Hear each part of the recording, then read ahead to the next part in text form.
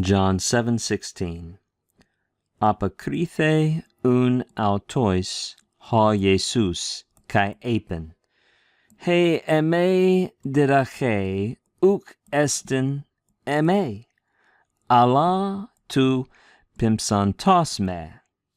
Here Jesus is speaking to the hostile Jewish religious leaders in the temple at the Feast of Tabernacles. They're marveling how learned he is without having been formally rabbinically trained. And we read, "So Jesus answered to them and said," we're used to this sort of redundant or pleonastic Semitic style here, apokrithe from apokronomai, apen from lego, again, starting at the beginning. "So Jesus answered them." Remember, the verb apokronomai almost always takes a dative complement or a dative object.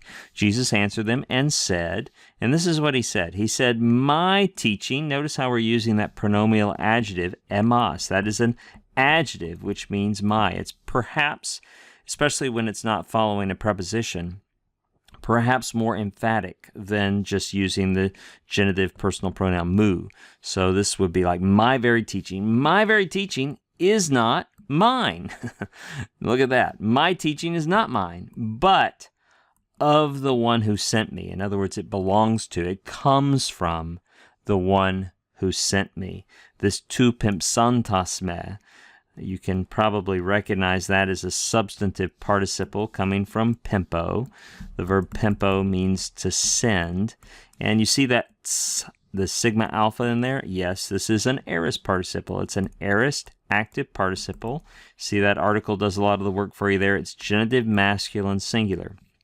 It is a substantive. Obviously, it's referring to the Father here. Jesus refers to the Father, God the Father, as the one who sent me.